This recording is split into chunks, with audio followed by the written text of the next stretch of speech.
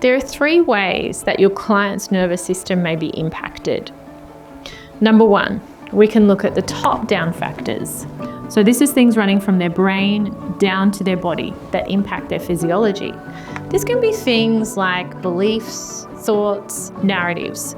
We see it really clearly with the placebo effect, where somebody takes a placebo and just by having the belief that they've taken something, there are changes to their immune system, their energy, and even if they're anxious or not. And that's just through a belief.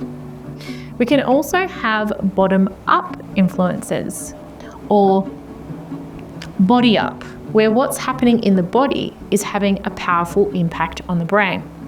We certainly see this through the gut-brain axis, where the state of the microbiome can influence things like inflammation, which can impact the brain. But the thing that we hear so little about and is so important are the outside-in influences on somebody's nervous system. Those things outside of them. Now, this can be somebody's immediate environment at home, where they're living, if they're experiencing poverty or homelessness. It can be their relationships, their connections, if they feel a sense of belonging in their community. One thing that has a powerful impact as an outside influence is if somebody belongs to a marginalized group or not. We can see this through any of the isms. So this can be sexism, heterosexism, and racism. All of these can have a huge impact on the nervous system, and there's good research to show how they can create long-term dysregulation. So it's just as important to know about the outside-in influences on a client's nervous system and what role that's playing in how they're showing up, as it is to know the bottom-up or their gut health, their inflammation, and the top-down factors that are at play.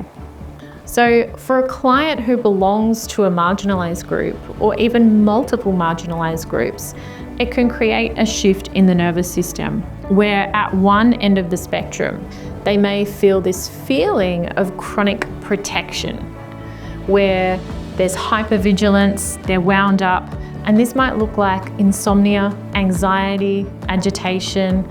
It has an impact on both the body and the brain. On the other end of that spectrum, it may move them towards a feeling of hopelessness, collapse, disconnection, and not belonging.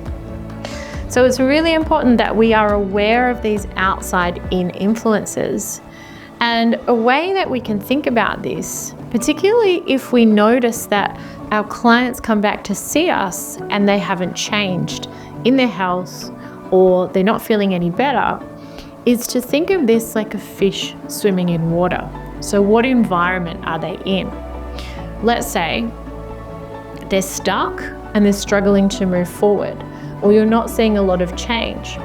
We might see that one current that they're swimming against as they try to make change is poverty.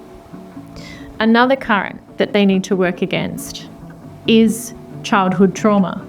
And we see this so clearly in the research of the ACEs, or adverse childhood experiences, where we see an increase in chronic health conditions for people who experience childhood trauma.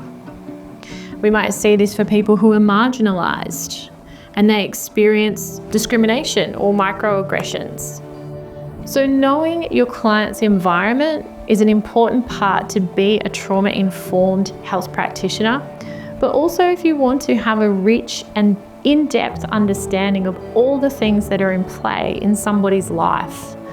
You could look at this as knowing what intervention then you might lean into at what time, depending on where your client is falling on this spectrum. And that's the art and the science of trauma-sensitive sequencing. If this is something you'd like to learn more about, I'll pop the details below of my upcoming practitioner training.